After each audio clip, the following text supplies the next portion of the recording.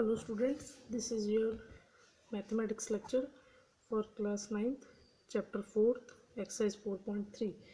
This is the second lecture of chapter 4th. देखिए ज़रा, जो आपकी एनसीईआरटी की बुक है उसमें से क्वेश्चन मैंने लिखे हुए हैं यहाँ पे.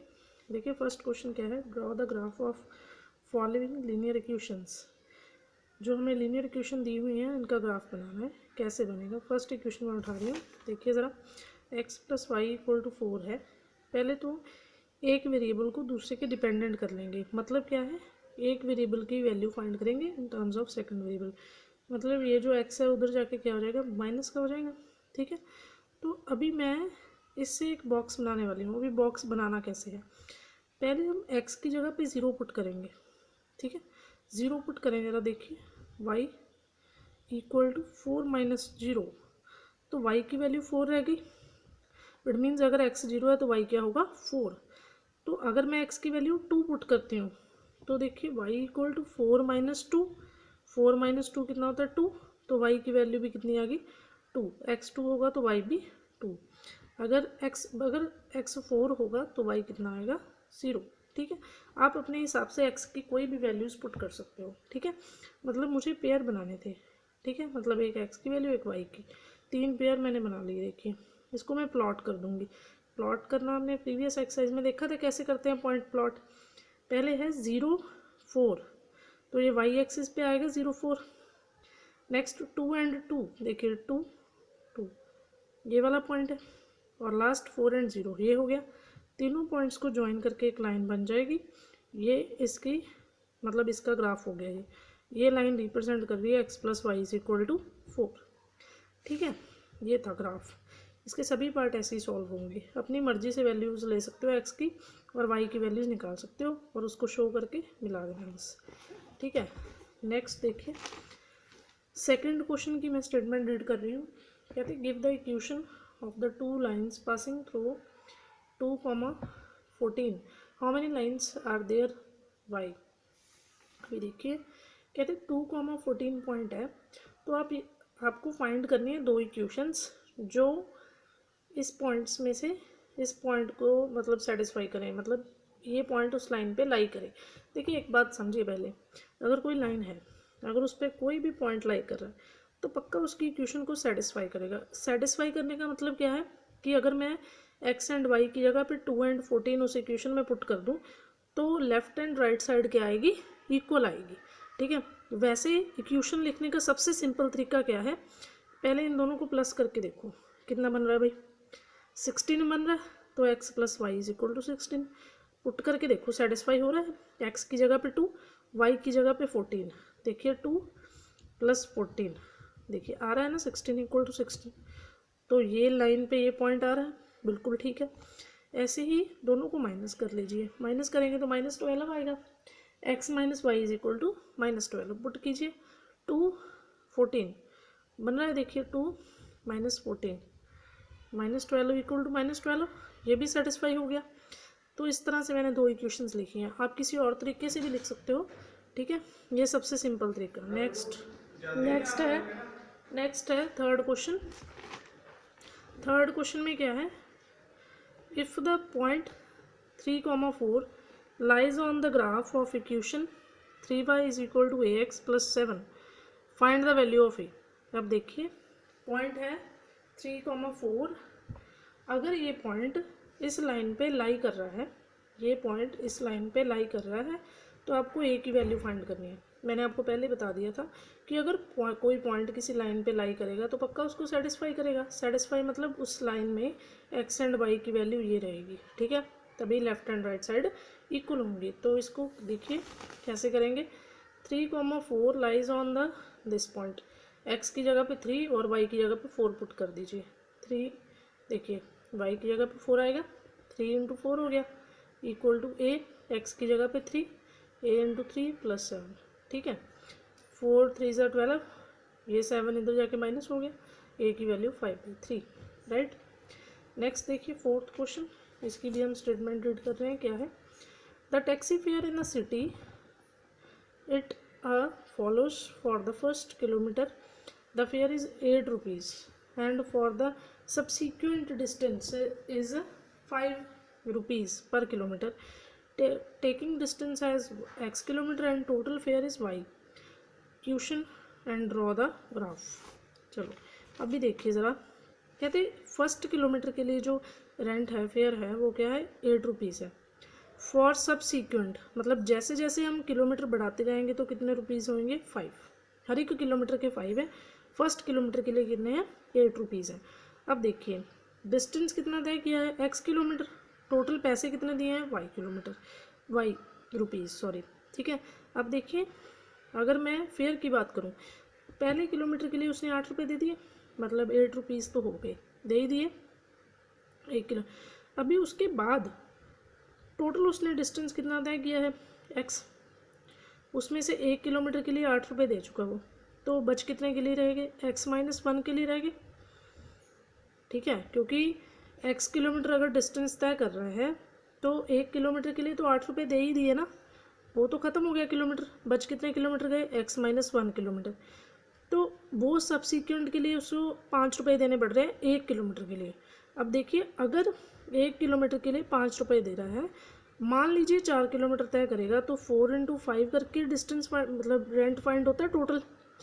इसी तरह से अगर 1 किलोमीटर के लिए 5 रुपये है तो x-1 के लिए कितने होंगे 5 × x-1. तो देखिए फेयर इतना ही होगा 8 + 5 × x-1.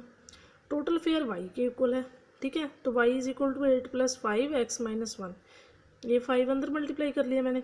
ठीक है, ये इक्वेशन राइट हो गई, बन गई इक्वेशन. इसको ग्राफिकली शो करना है. देखिए ज़रा, इक्वेशन है y = 5x + 3. बॉक्स बनाने पहले इसका, जैसे हमने पहले बॉक्स बनाया था. x और y की वैल्यू, पहले मैं x को 0 पुट करूँगी.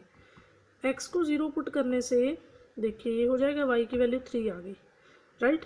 अभी मैं x को कुछ 1 पुट कर रही हूँ, चलो मेरी मर्ज़ी है, मैं 1 पुट कर रही हूँ, आप 2 भी कर सकते हो, कोई दिक्कत नहीं है. देखिए ज़रा 5 + 3 8 आ गया, y की वैल्यू 8 आएगी. अभी मैं y को 0 पुट कर रही हूँ, नहीं करना 0 कोई दिक्कत नहीं, 2 पुट कर लो. x को 2, 10 + 3 13, तो 2 and 13 बच के आ गया. अभी बस इनको प्लॉट करना है. पहले 0 and 3 है तो ये पॉइंट आ गया, फिर 1 and 8 है, 1 यहाँ पे होगा कुछ, तो ये पॉइंट हो गया.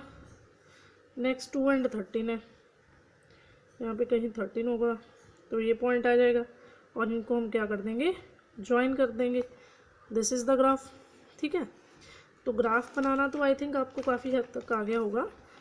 नेक्स्ट देखिए 6th क्वेश्चन में क्या है, कह रहे if the work done is directly proportional to the distance express in the form of equation in 2 variables and draw the graph of the same taking the constant force 5 units. अच्छा देखिए, अब बात सुनिए ध्यान से.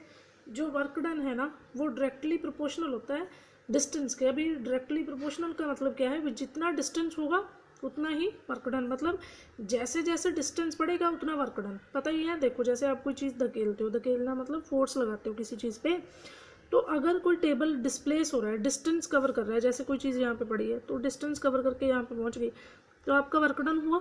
जितना ये डिप्लेस मतलब जितना ये डिस्टेंस कवर करेगी उतना अपना वर्क डन होगा. इसीलिए वर्क डन डिस्टेंस पे क्या है, प्रोपोर्शनली डायरेक्टेड प्रोपोर्शनली है, मतलब डिपेंड कर रही है उस पर. ठीक है, तो कहते अगर फोर्स 5 यूनिट हो तो आपको इक्वेशन ड्रॉ करनी है. ठीक है, इतना पता चल गया. अभी इक्वेशन देखो कैसे ड्रॉ की है. देखिए मैंने क्या किया, वर्क डन मैंने मान लिया y, कांस्टेंट फोर्स मुझे गिवन है 5 यूनिट, डिस्टेंस मैंने कंसिडर किया है x यूनिट. एक बात ध्यान से दिमाग में रख लीजिए, work done is equal to force into displacement, या फिर work done equal to force into distance. ये आपको साइंस में भी पढ़ने में मिलेगा. वर्क डन कितना है y, फोर्स कितनी दी हुई है 5, और डिस्टेंस कितना ट्रेवल हुआ x, तो y = 5x इक्वेशन बन गई. ठीक है, इजी क्वेश्चन था बिल्कुल. इसका अगर टेबल बनाना पड़े, मान लो ये कहा हुआ है उसने ग्राफ करो भाई ड्रॉ, तो अगर टेबल बनाना है एक्स वाई, वैसे ही 0 पुट करोगे ये भी 0 आएगा, 1 पुट करोगे 5 आएगा, 2 पुट करोगे 10 आएगा. प्लॉट कर दो उठा के भाई. देखिए ज़रा प्लॉट कैसे होंगे ये पॉइंट, पहला पॉइंट ओरिजिन है तो ये हो गया 1 और 5, यहाँ पे होगा कोई पॉइंट, फिर यहाँ पे आ जाएगा, तो ऐसी इक्वेशन बनेगी।